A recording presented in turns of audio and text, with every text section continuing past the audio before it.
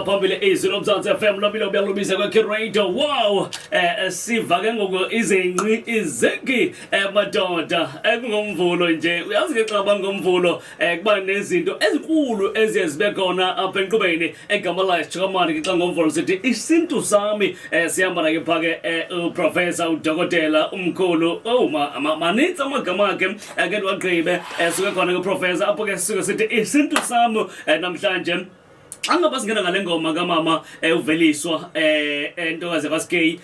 phake album yakhe uloyiso ngoKristu uloyiso ngoKristu hayi ngezinye izinto ezininzi uthi ke sithi iziva izigi xa ngaba siva izigi ke kusho ukuthi ke sikhona into bandumane eyadube sizweni madoda hlala somdlebe nondela mzimba zibovuke inhliziyo zamadoda ayikho into ozendiyibonayo apho zibovu inhliziyo zamadoda awumkhulu dokotela professor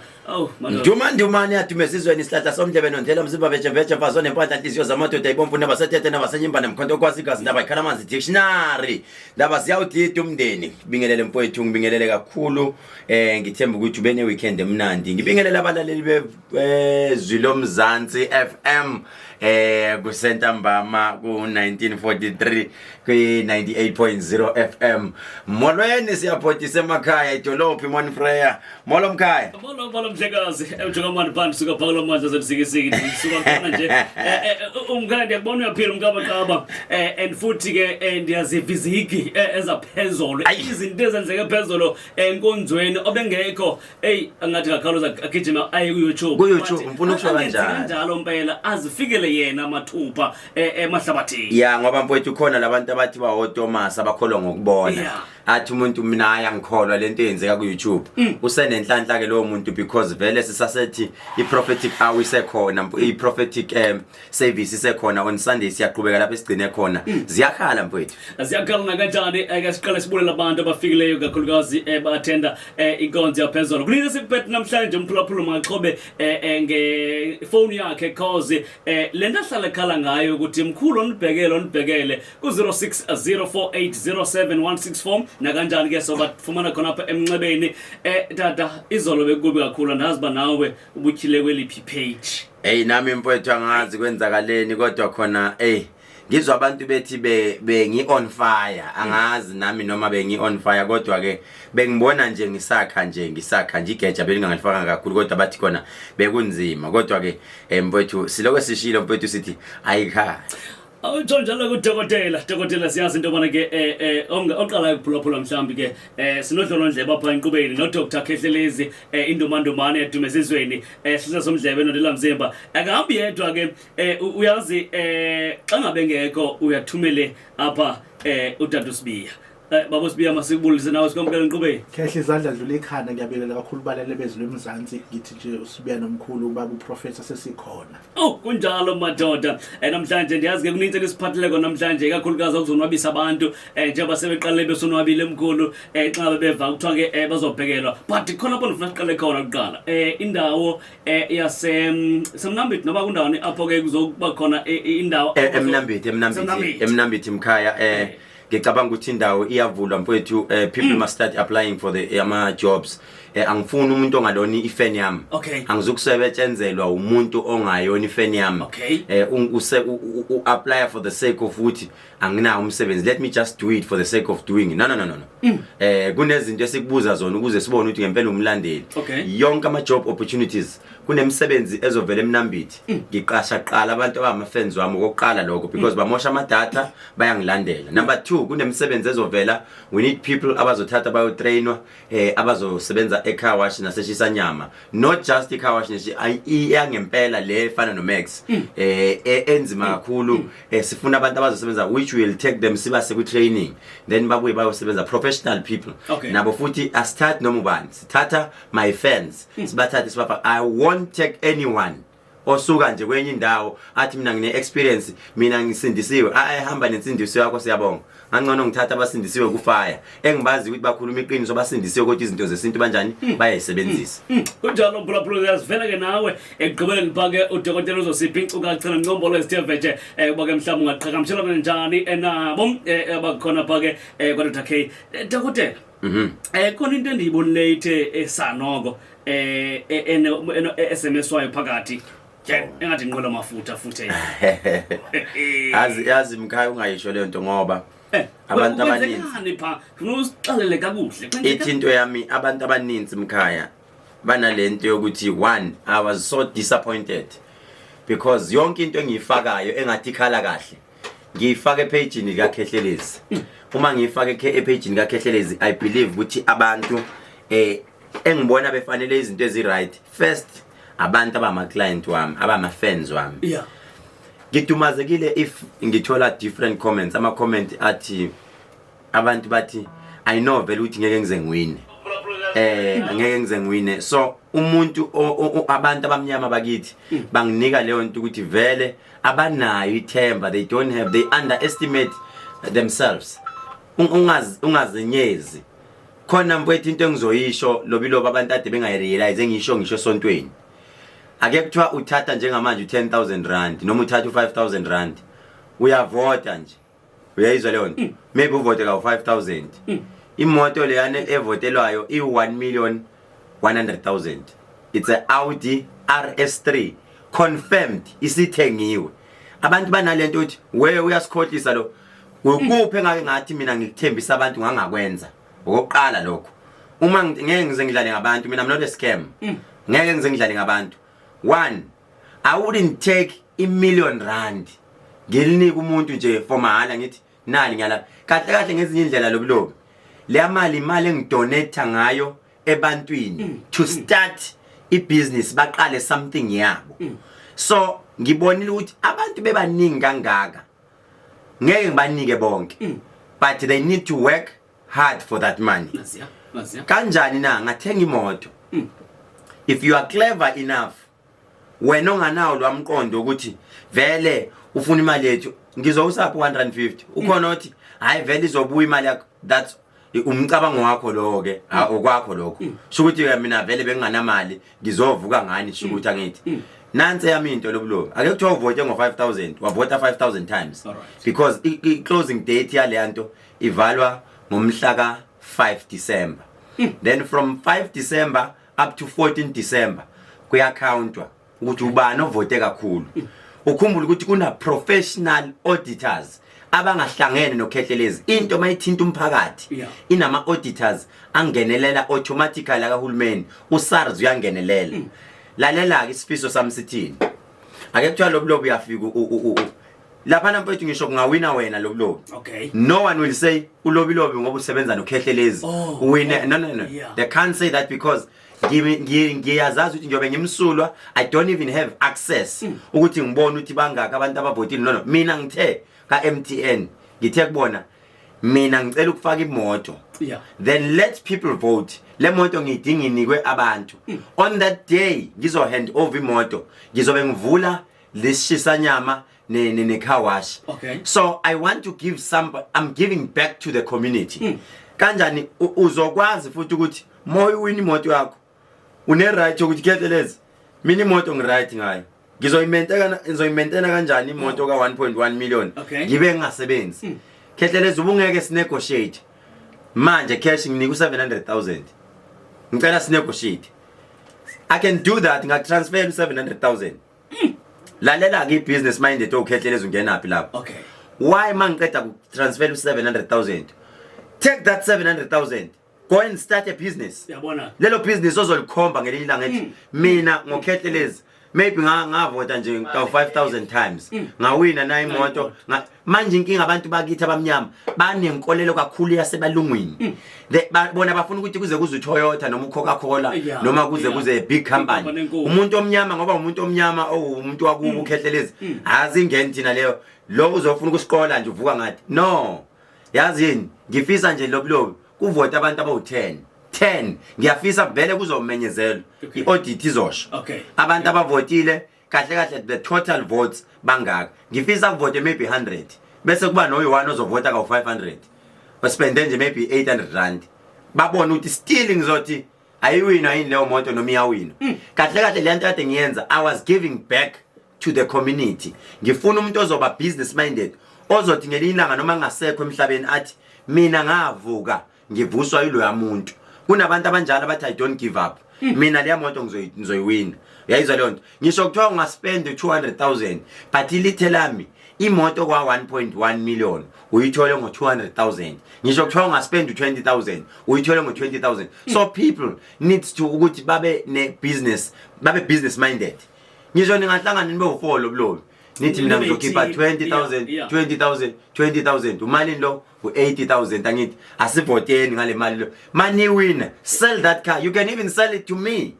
ningayi kude ngizoyithenga there and there bese ngiqeda lapho ngithi nayi imali ngiyifake kuyiphi account ngiyifake account inomuntu ovelile terms and conditions athi ungavoti mawungana license you can do that but wazi ukuthi mase kubizwa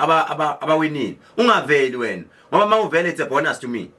zothi yeke ngikubamba ngamani ama terms and conditions awunayo license number 2 awuna ID thumela umuntu one ID ne license ayo collect imoto because angeke sibuza ama details amaningi thina masibiza inamba kuthiwa nango winile ozothatha imoto yakho that is why enye into kunabantu abadidekayo khona ade bebuya kuthina bethi mkhulu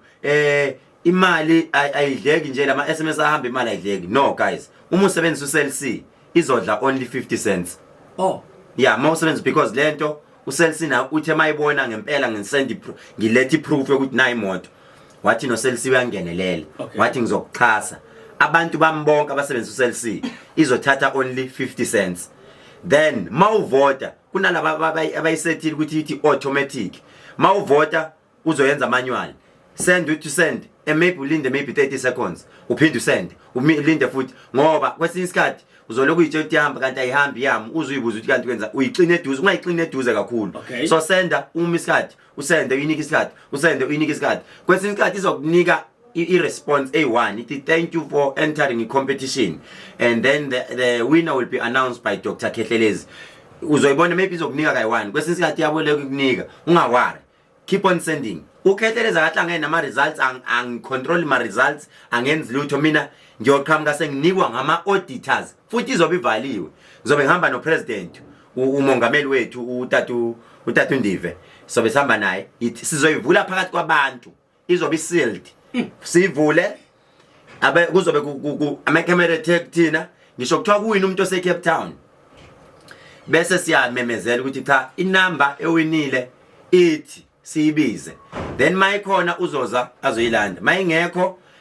uzobuya sizomlinda azazoyilanda imoto yakhe finish and clear kunjalo mphulaphula uyasivela ke nawe namhlanje inamba mfowethu aba SMS igama aba SMS alona lithi MZO mzolo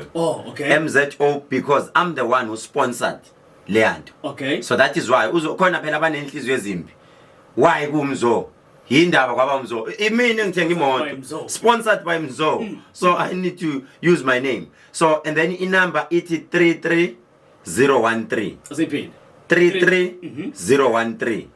33013 inamba leyo SMS akuyona exactly kunjalo ke mphulaphula sivele ke nawe dokotela ayindi abantu ke bazochuluma nca ile nto bathe bayiva namhlanje inamba ithini dokotela khona besa inamba mfowethu igama lithi mzo then inamba ithi 33013 i-closing date umhla ka 5 December yavala I'm trying to give the opportunity nalabo abahola iqolo ukuthi naye umuntu ngoba kuyenzeka mfethu akekho umuntu owaziyo kungenzeka iwina umuntu ohola iqolo uthola ukuthi mfethu uvote ka 500 ayiwine mfethu ayina iso wish kuzokwenzeka mphulaphula ekhaya imali eyidla incane kakhulu 150 SMS mfethu cabanga nje Lobilobi just imagine uthola ukuthi uvote ka 500 noma uvote ka 100 noma uvote ka 5000 uwin imoto ka 1.1 million which is confirmed i-Audi RS3 2021 model ngithe angibawinisa imoto engakazi setshenziswa not a used car imoto ezobiqalwa wena imoto yakho naye nespec sakho nazi nelogbook yakho hamba uba i-first own uyiregistele wena Dokotela ake ikhale nawe beqhamuka ngapha emncebeni befuna ukwazi into bana ke ukhona uzandile zondi la ku Facebook uthi usesaba no SMS akana license ngibanikile tip ubacela ungana license you can still SMS but maso yo collector nika umuntu ngangabikho umuntu kino ne license finish ngeke ngabikho but I'm scared ne ukuthi but we still trying to look for indlela angathi into abantu abangayenza mfowethu ngicela benze kanje sisazama ukubheka indlela ukuthi singayibiza inamba Lobilobi okay lalela ubungozi singayibiza inamba ukuthi inamba kaLobilobi manje u084 bani sibiza kunabantu abashaya fraud abanzima kakhulu abangayiphotha manje yabona labantu abacorrupt bangayiphotha manje iring again agijima athi nayi sithi siyayitest iring again hambile how when usasuka maybe Cape Town by the time uzofika ayibo inamba yami nje lena so what efanele iyenzeke ma uzazi ukuthi uyayingenela competition and you will spend imali yakho irike okay irike sometime inamba yakho and have proof irike ebese uyahlala ma uyirika uyazi vele ukuthi uyirike ngomuntu one license start voting SMS uyazi noma ungawina athi thina into esizoyenza sizoyenza kanje Lobilobi uma skip prize sizoyikhipha prize but angeke sikunike same day okay we will give you 3 working days yokuthi akekho yini umuntu ozoverify naye ozoba nequery athi nam then the proof will be my number is record na ingirikile plus proof yokuthi I've been SMSing because ukhumbula ukuthi sinayo yonke into ama auditors osinika yonke into wena uthi kade wa SMS sifuna iproof manje plus yonke into yethu because ukhumbule lento ithinta imali egcineni angifuna ukuzonda ngizondela imali yami ayikho mpethu inyanga yomelapho endabuko eyake yenza lento igcine ukwenziwa ezicompany ezinkulu zikhasene futhi nazo giving back to the community akekho ngikhasile ngedwa futhi ngiyasho ngizobanika abantu Sejilo ko professor enqubeni siyazi into obana ke mphulaphula ekhaya wena fumaniseke bawungena ngoku khawuleza ungene pha ku YouTube ngena pha ku YouTube uthi Dr Khehlelezi kuninzi okunye nokunye osazophinde ukubone mfowethu Lobilobi siphinde singakhohle ukubatshela ibranch senginayo eSwazini kaManzini yaseZayoni isithelo sika Jehova okay more than 400 people kaManzini eSwazini Eswatini senginayo ibranch eMaritzburg endaweni abathi seFrance gibela amateksi eFrance wehle endaweni abathi kaZuma esitolo kaZuma mawungena nje kaZuma ziyakhala randomly ngihlala ngikhona anytime mangekho faka abaprofit abafikayo bazoyenza lento engiyenzayo on mfowethu Sunday abantu abaseMaritzburg hambani eFrance akaZuma ibandla likhona enanda phezulu le mawuya ngaseDube village likhona mfowethu ibandla on ibranch yami ikhona eMtubatuba ngasemfekayi likhona futhi ibandla eselivuliwe likhona emahlabathini ihead office ke leyo lapho engihlala ngikhona nami ke impela ngenza izinto zami ngibiza amagama ezitha ngibiza igama lakho uthola umuntu ethuzwa igama lakhe likuthuselani igama lakho mawehlola awusazazi ukuthi igama lakho uba ofuna ungiprova uyathuka umuntu athuzwa igama lakhe nithi ubani usibongile hawu mkhulu yimi uthuzwa igama lakho awulazi igama lakho madoda dokotela ngicela sidlule nakulena mhlambe sesiyangasemaphethelweni le ye funeral service funeral service Lobilobi good very good town lana mfethu we are busy ngike ngezwe ngelinye ilanga ama interview enye indoda ikhuluma ngama office ithi ungayijoin funeral enganayo ama office unfortunately uKhehlelezi mayenzi marketing ngenza sure ukuthi ngafundiswa angimnyathele omunye umuntu ngishaya istory sami noma ngiadvertise whatever angimnyathele omunye umuntu futhi ngenza sure ukuthi I build a relationship with abanye abantu futhi ngiyalifuna ulwazi kwabanye abantu engazi ngebusiness akuyona yonke into engiyaziyo but uNkulunkulu nina nithema ngicela imali mina ngacela ukuhlakanipha iwisdom nginayo so into yokuqala we like to apologize kubantu bazodideka maybe but laba basilandela kakhulu ngeke badideke we've decided to change ilogo because there was a query eyafika kuthina bathi kwaqhamuka abantu esingabazi nathi bathi ilogo yethu le why senenza kanje sathi thina because of umsindo asufuni that it's fine noma bese sinpromote yona ithatheni but ma ucreate ilogo angithi uyazi ukuthi uyayithenga labantu abanenzela i-marketing uyayithenga uyithenga but asesicreate entsha so bangamangala abantu masithi njengamanje we cooking it masiqhamuka futhi but it's on sinabantu too much asesinabo and angibona ukuthi khona uma singcwabisana nabantu abafana nabethu manje esina all over mangithi all over South Africa mfowethu angazi ukuthi abantu bawuthandeni uDr K Funeral Service it's on iya operator and into esiplanile we will be visiting ama-town amancane like Kobomaritzburg, Ladysmith, Scott in sizobe sibavakashela abantu ema-town sibavakashela isimple mfethu ilokuzeni i-number oyifonelayo you call one of the numbers esinazo to sizoyifaka ku Facebook inumber zethu noma ufonele one of the numbers engizoyifaka manje engizoyishiya la fonele zona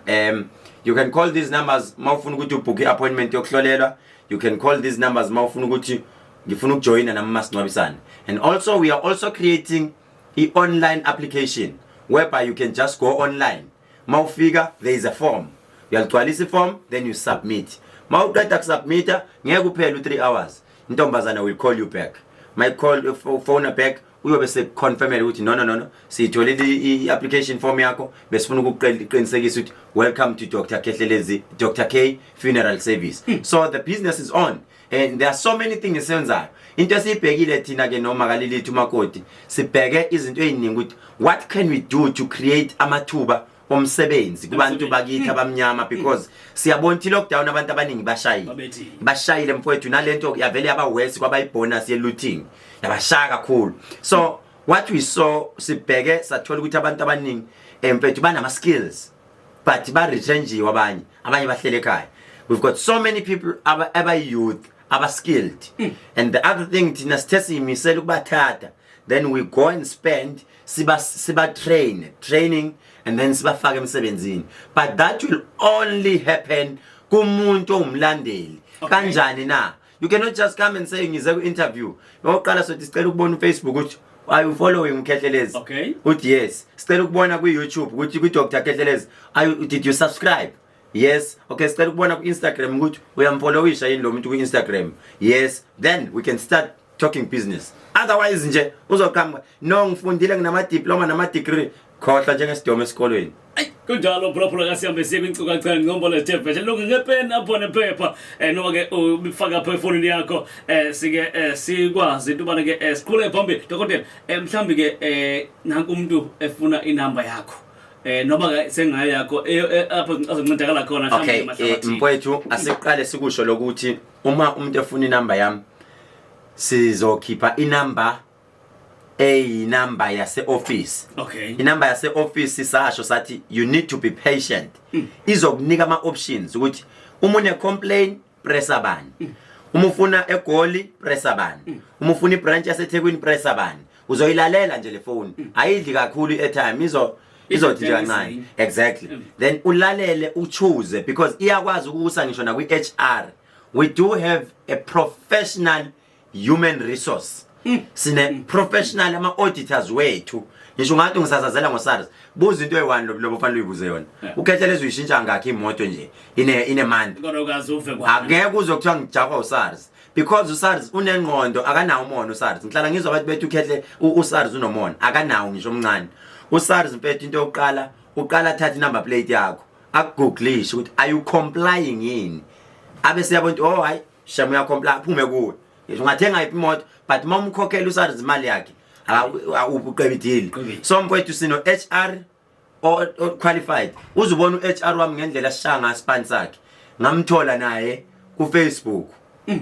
ngafthi abantu aba apply amathuba nanga she's getting paid more than enough mawungambona uHR wami ngaphika ukuthi hawu uhola imali engaka so siyenza sure ukuthi sihambisana no labor uDepartment of Labor lento athi siyenza siyayenza so namhlanje mfowethu bengifuna uzokuvezela abantu ukuthi angiyona inyanga kuphela. Okay. But when it comes to business, abantu bangathi mabebona iRS3 bayitshela ukuthi cha indlela ukuthi 100 lutho. Lento ngizama ukufaka nabo kwibusiness. Ngelinye ilanga I wish impethu ukuhlala ku board meeting kanje nomuntu owa SMSa maybe was spend 5,000 wakhe noma 10,000 wakhe wawina waba nebusiness and sengiyamsiza selimile ibusiness. Inamba yase office yethu ithi 087 550 1177 1177 087 550 1177 sina mfethu ne-email address umuntu one-pen nephepha i-email address nama email uya emaila let's say ufuna ukuthi ujoine you just email ma email abazokuphendula back ithi dr kay 127 @gmail.com dr kay 127 @gmail.com noma uthi ekagugu letu 15 @gmail.com ekagugu letu 15